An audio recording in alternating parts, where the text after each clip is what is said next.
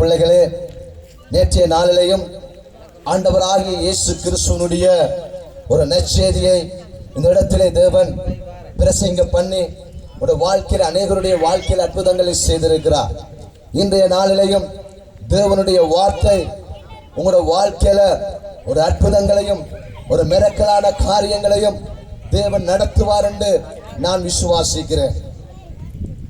ஏனென்றால் ஆண்டவராகிய இயேசு கிறிஸ்து அவருடைய வார்த்தை போகிற பொழுது ஒரு மனிதனுக்குள்ள இருக்கிற கட்டுக்கள் உடைக்கப்படும், அந்த மனிதனுக்குள்ள இருக்கிற வியாதிகள் நொறுக்கப்படும்.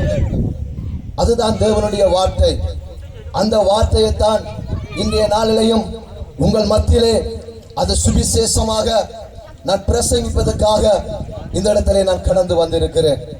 அருமையான இதை கேட்டுக்கொண்டிருக்கிற என் சகோதரியே, என் சகோதரனே, என் தாயே, என் தகப்பனே, ஒரு காரியத்தை நாங்கள் சொல்லுகிறோம். ஆண்டவராகிய இயேசு கிறிஸ்து ஒரு மதத்துக்கு தெய்வம் அல்ல, ஒரு மதத்தை உருவாக்குவர் அல்ல, ஒரு மதத்தை ஸ்தாபிக்கிற என் ஆண்டவர் அல்ல. என்னுடைய ஆண்டவர் அனைத்து ஜனங்களுக்கும் அவர் ஒரு தகப்பனாக, ஒரு தாயாக, ஒரு நல்ல ஒரு தெய்வமாகத்தான் இந்த பூமிக்கு வந்தார். 2020 ஆண்டுகளுக்கு முன்பதாக ஆண்டவராகிய இயேசு கிறிஸ்து இந்த பூமிக்கு வந்த நோக்கம் என்ன தெரியுமா? உங்களோட வாழ்க்கையில இருக்கிற பாவங்களையும் என்னுடைய வாழ்க்கையில இருக்கிற பாவங்களையும் அவர் சுத்திகரித்து கழுவி உங்களையும் என்னையும் நல்ல மனிதராக, நல்ல மனுஷியாக, நல்ல சகோதரனாக, நல்ல சகோதரியாக வாழ வைப்பதற்குத்தான் இயேசு இந்த பூமிக்கு வந்தார். அந்த இயேசுத்தான் நாங்கள் பிரசங்கிக்கிறோம். உங்களுக்கு தெரியாது, எங்களை வீடியோக்கள் நீங்கள் பார்ப்பீங்களோ பார்க்கிற எனக்கு தெரியாது. கொழும்பு தேசம் இன்னும் அநேக தேசங்களிலே வீதிதோறும் ரோட்டுதோறும் நின்று கத்துகிறோம், இயேசுவை நாங்கள் சொல்லுகிறோம். ஏன் சொல்லுகிறோம் தெரியுமா? எங்களுடைய வாழ்க்கையில அநேக பாவத்திலே, அநேக சாபத்திலே, அநேக மற்றவர்கள் மதிக்க முடியாத பாவத்தை செய்து வாழ்ந்த மனிதர்கள். எங்களுக்கு யாரும் விடுதலை சொல்வதற்கோ அல்ல நல்வழி சொல்வதற்கோ, இது செய்யாத, இது தவறு, இது தப்பு என்று சொல்வதற்கோ எந்த மனிதனும் எங்களுக்கு முன்வரவில்லை, எந்த சொந்தமும் சொல்லவில்லை. இது பாவம், இதை விட்டு மனம் திரும்ப யாரும் சொல்லவில்லை. ஐயோ நீ குடிக்காத, குடிச்சா நீ மறித்து போத என்று யாரும் சொல்லவில்லை. ஐஸை நீ பாடிக்காத, இந்த ஐஸ் படலை பாடித்தால் நீ பைத்தியக்கார ஆகிடாண்டு எங்களுக்கு யாரும் சொல்லவில்லை. அருமையான சகோதரியே, ஏன் இதை நான் கத்துகிறேன் தெரியுமா? ஆண்டவராகிய இயேசு கிறிஸ்து இந்த பூமிக்கு வந்த நோக்கம் என்ன தெரியுமா? உங்களுக்கு தெரியாது. இன்றைக்கு எத்தனையோ வாலிபர்கள், எத்தனையோ குடும்பஸ்தர்கள் பொல்லாத போதைக்கு அடிமையாக அழிந்து போய் கொண்டிருக்கிறார்கள். எத்தனையோ வாலிபர்கள் ஐஸுக்கு அடிமையாக அழிந்து போய் கொண்டிருக்கிறார்கள்.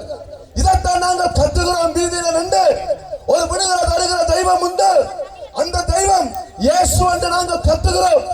சகோதரியே, இதை கேட்கிற தம்பியே, இதை கேட்கிற தங்கச்சியே, இதை கேட்கிற இந்த கிராமத்தில் இருக்கிற என் அன்பான ஜனமே, ஒரு காரியத்தை சொல்லுகிறேன்.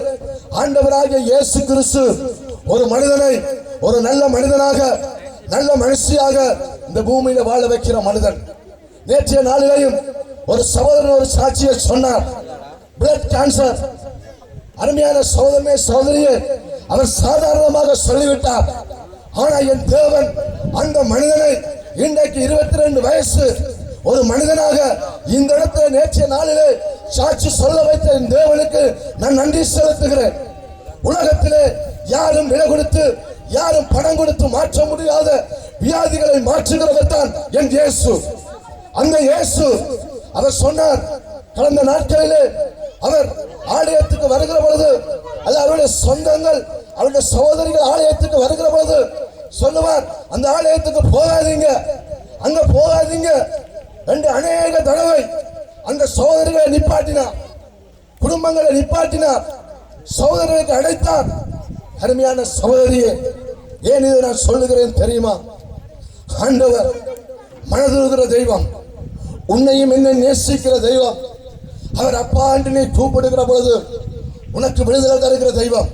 இந்த கூட்டத்திலே நீங்கள் ஏனோ தான் ஒன்று வந்திருக்கலாம், அல்ல சில நேரங்களிலே என்னுடைய வாழ்க்கையில நிம்மதியிலேயே, சமாதானம் இல்லையே, விடுதலை இல்லையே, அவ்வளவு உழைச்சும் என்னுடைய வாழ்க்கையில மிச்சம் இல்லையே, ஐயோ என்னுடைய வாழ்க்கையில ஒரு வியாதி, என்னுடைய வாழ்க்கையில வறுமை, என்னுடைய வாழ்க்கையில பாடண்டு நீ சிந்தித்துக் கொண்டு இந்த இடத்துக்கு வந்திருக்கலாம்.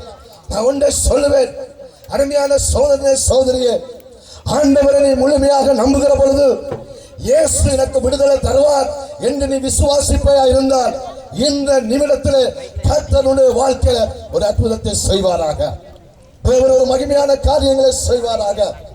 அந்த சகோதரனை என்னட்டை வந்தார். அவர் நோமலை தான் சொன்னார் அந்த சாட்சியை.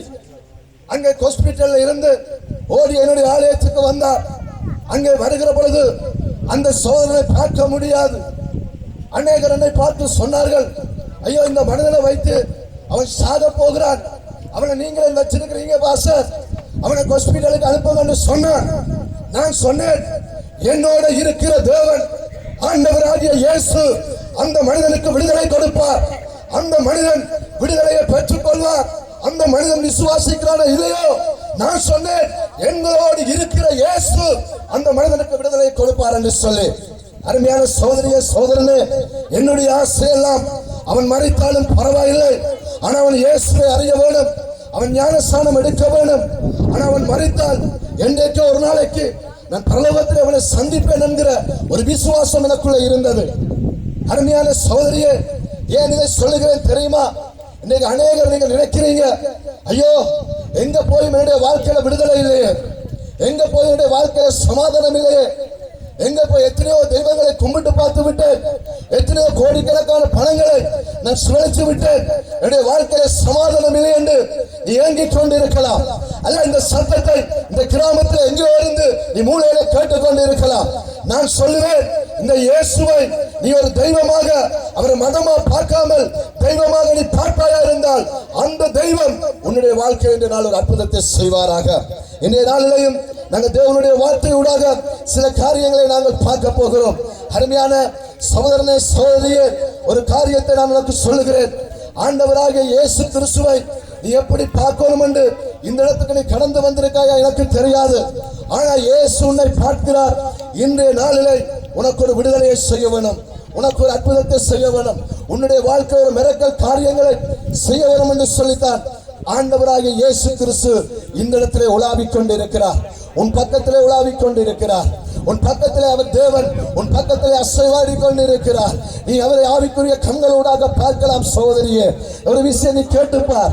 இந்த இடத்துல ஒரு விஷயம் நீ கேட்டுப்பார். இந்த மனிதர்கள் இயேசு இயேசு என்று சொல்லுகிறார்களே, இந்த இயேசு நீ உண்மையுள்ள தெய்வமாயிருந்தால் இந்த ராத்திரி வேளையிலே எனக்கு ஒரு விடுதலையை தாங்கள் நீ கேட்டுப்பார்.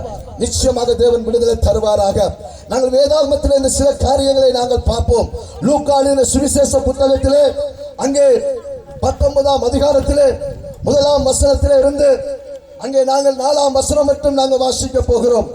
அங்கே ஆண்டவர் அருமையான ஒரு வார்த்தையை எழுதி வைத்திருக்கிறார். அவர் எரிகோவில் பிரசவிக்க போது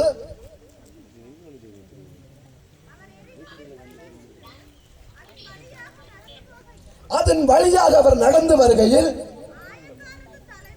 ஆயக்காரனுக்கு தலைவனும் சகை எண்ணப்பட்ட ஒரு மனுஷன்